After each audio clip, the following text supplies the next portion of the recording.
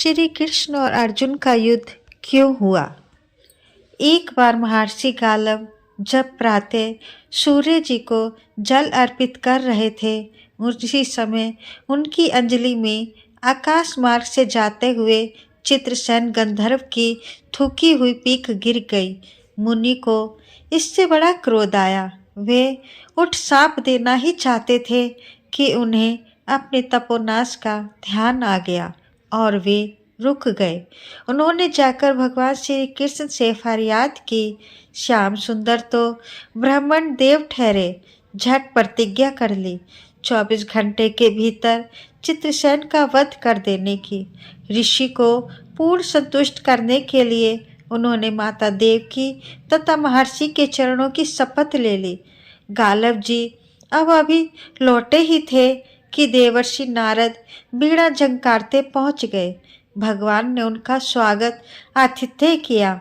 शांत होने पर नारद जी ने कहा, प्रभु आप तो परमानंद कहे जाते हैं। आपके दर्शन से लोग विषाद मुक्त हो जाते हैं, पर पता नहीं क्यों आज आपके मुख कमल पर विषाद की रेखा दिखाई दे रही है। इस पर श्याम सुंदर ने गालव जी के सारे प्रसंग को सुनाकर अपनी प्रतिज्ञा सुनाई। अब नारद जी को चैन कहाँ। आनंद आ गया उनको।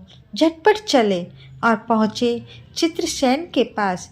चित्रसेन भी उनके चरणों में गिर अपनी कुंडली आदि लाकर ग्रह दशा पूछने लगे। नारद जी ने कहा, अरे तुम अब ये सब क्या पूछ रहे हो। तुम्हारा अंतकाल निकट आ पहुंचा है। अपना कल्याण चाहते हो तो बस कुछ दान पुण्य कर लो। 24 घंटों में श्री कृष्ण ने तुम्हें मार डालने की प्रतिज्ञा कर ली है। अब तो बेचारा गंधर्व घबराया। वे इधर उधर दौड़ने लगा। वह ब्रह्मधाम, शिवपुरी, इंद्र, यम, वरुण सभी लोकों में दौड़ता फिरा, पर किसी ने भी उसे अपने यहाँ ठहरने नहीं दिया। अब भला श्री कृष्ण से कौन शत्रुता ले। अब बेचारा गंधर्वराज अपनी रोती पीटती स्त्रियों के साथ नारद जी की शरण में आया। नारद जी दयालु तो ठहरे ही। वो बोले, अच्छा यमुना तट पर चलो। वहाँ जाकर एक स्थान को दिखाकर कहा, आज आधी रात को यहाँ एक स्त्री आएगी। उस समय तुम ऊंचे स्वर में विलाप करते रहना। वह स्त्री तुम्हें बचा लेगी, पर ध्यान रखना जब तक वह तुम्हारे कष्ट दूर ना कर दे तब तक ऐसे ही विलाप करते रहना। जब वो तुम्हारे कष्ट दूर करने की प्रतिज्ञा कर ले तब तुम अपने कष्ट का कारण उनको बताना, पर उससे पहले भूल कर भी मत बताना। नारद जी की विचित्र ठहरे। एक ओर तो चित्रसेन को यह समझाया, दूसरी ओर पहुंच गए अर्जुन के महल में सुभद्रा के पास। उससे बोले, सुभद्रे आज का पर्व बड़ा ही महत्वपूर्ण है। आज आधी रात को यमुना स्नान करने तथा दीन की रक्षा करने से अक्षय पूर्ति की प्राप्ति होती है। आधी रात को सुभद्रा अपनी एक दो सहेलियों के साथ यमुना स्नान को पहुंची। वहां उन्हें रोने की आवाज़ सुनाई पड़ी। नारद जी ने दिनों द्वार का महात्म्य बतला ही रखा था। सुभद्रा ने सोचा, चलो अक्षय पुण्य लूट ही लूं। वे तुरंत उधर गई तो चित्रसेन रोता मिला। उन्होंने लाख पूछा, पर वह बिना प्रतिज्ञा के बतलाए ही नहीं। अंत में इनके प्रतिज्ञाबद्ध होने पर उसने स्थिति स्पष्ट की। अब तो वह सुनकर सुभद्रा बड़े धर्म संकट और असमंजस में पड़ गई। एक को श्री कृष्ण की प्रतिज्ञा, वह भी ब्राह्मण के लिए, और दूसरी ओर अपनी प्रतिज्ञा। अंत में शरणागत राण का निश्चय करके वे उसे अपने साथ ले गई। घर जाकर उन्होंने सारी परिस्थिति अर्जुन के सामने रखी। अर्जुन तो चित्रसेन के मित्र थे। अर्जुन ने सुभद्रा को सातावना दी और कहा, तुम्हारी प्रतिज्ञा पूरी होगी।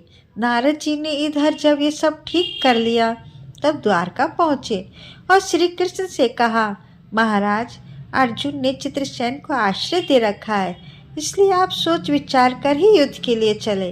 भगवान ने नारद जी से कहा, एक बार आप मेरी ओर से अर्जुन को समझाकर लौटाने की चेष्टा करके तो देखिए। अब देवर्षि मुनि पुनः दौड़े हुए द्वारका से इंद्रप्रस्थ पहुँचे।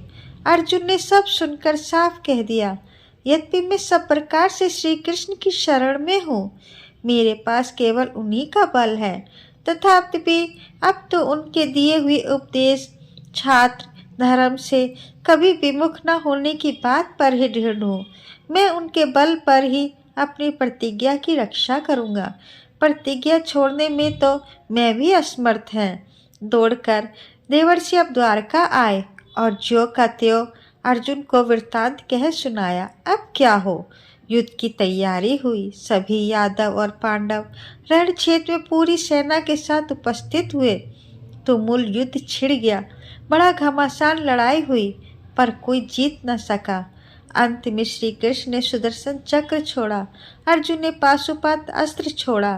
प्रलय के लक्षण देखकर अर्जुन ने भगवान शंकर को स्मरण किया। उन्होंने दोनों शस्त्रों को बनाया। फिर वे भक्त वत्सल भगवान श्री कृष्ण के पास पहुँचे और कहने लगे, प्रभु राम सदा सेवक रुचि राखे, वेद पुराण लोक सब राखे। भक्तों की बात के आगे अपनी प्रतिज्ञा को भूल जाना तो आपका सहज स्वभाव है। इसकी तो असंख्य आवृत्तियाँ हुई होंगी। अब तो इस लीला को यहीं समाप्त कीजिए ना। बाण को समाप्त हो गए, प्रभु युद्ध से वृत्त हो गए। अर्जुन को गले लगाकर उन्होंने युद्ध श्रम से मुक्त किया, चित्रसेन को अभय किया। सब लोग धन्य धन्य कह उठे, पर गालव को यह बात अच्छी नहीं लगी। उन्होंने कहा, यह तो अच्छा मजाक रहा। स्वछिड़दे के ऋषि बोल उठे, लो मैं अपनी शक्ति प्रकट करता हूँ। मैं कृष्ण अर्जुन सुभद्रा समेत चित्रसेन को जला डालता हूँ। पर बेचारे साधु ने जो ही जल में हाथ डाला, सुभद्रा बोल उठी, मैं यदि कृष्ण की भक्त हूँ और अर्जुन के प्रति मेरा प्रतिवर्ती पूर्ण हो तो वह जल ऋषि के हाथ से पृथ्वी पर ना गिरे। ऐसा ही हुआ। गालव बड़े लज्जित हुए। उन्होंने प्रभु को नमस्कार किया और वे अपने स्थान पर लौट गए। तदुपरांत सभी अपने अपने स्थान को पधारे। जय श्री कृष्ण। यह कथा यदि आपको पसंद आई हो तो कमेंट में जय श्री कृष्ण लिखना ना भूलें।